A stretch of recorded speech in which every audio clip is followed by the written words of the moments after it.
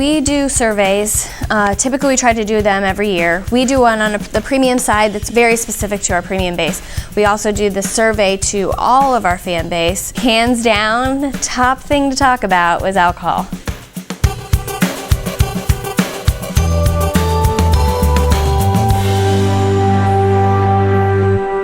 Although we already sell alcohol, we are starting full stadium alcohol this fall. Luckily, we weren't the first ones doing it, and I think that's kind of the benefit of sometimes just waiting and seeing how the market reacts. Obviously, you always need somebody to take that step forward, but for this one, we thought we were comfortable waiting a little bit. There were a lot of our colleagues throughout the Big Ten that we can consult with, as well as throughout the country, that have already kind of been there, done that. Playing at Hard Rock Stadium with the Miami Dolphins, we've had the luxury of having alcohol at our games. We've always had that in play. What we're trying to do is create the best possible experience for consumers.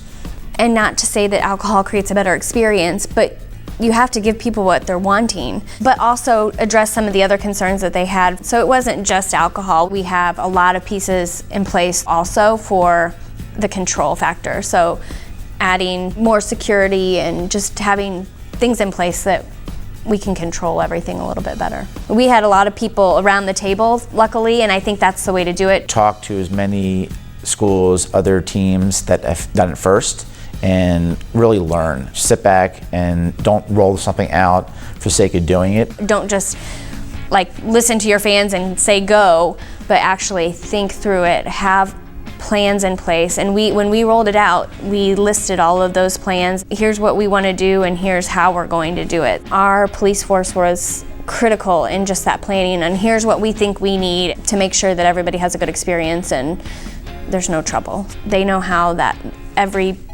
place in the stadium works in terms of where the weak spots and the student section. That's another element that makes that a little more complicated is, do you sell to students or do you not? We've always had rules for college students where they have the wristbands and how many, when we shut off alcohol services. We decided to go ahead and sell to students.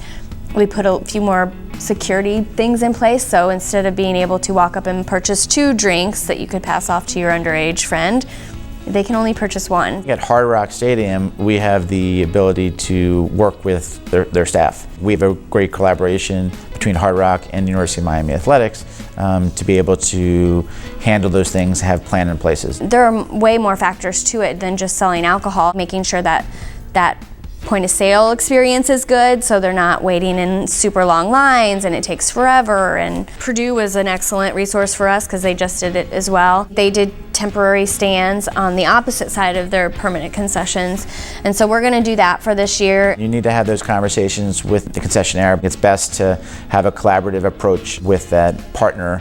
You put together your needs analysis, you put together planning, and then go to your athletic director. We had to really look at our premium product and how do we differentiate. My immediate gut reaction was we got to add all-inclusive food. So I went to Josh and here was how much it was going to cost, here's what I want to do. He said, I challenge you to find experiences within the premium seating realm. Don't focus on food. Our food and beverage experience for our club seat holders is good.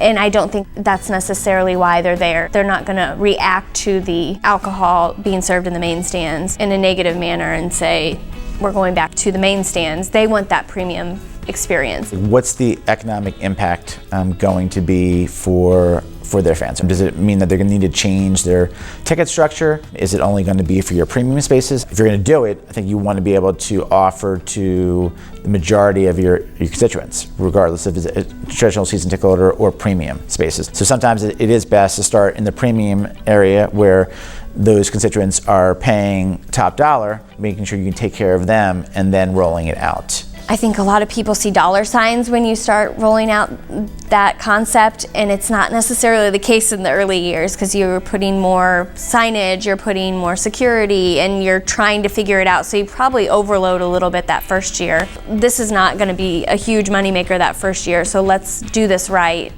so that eventually it is.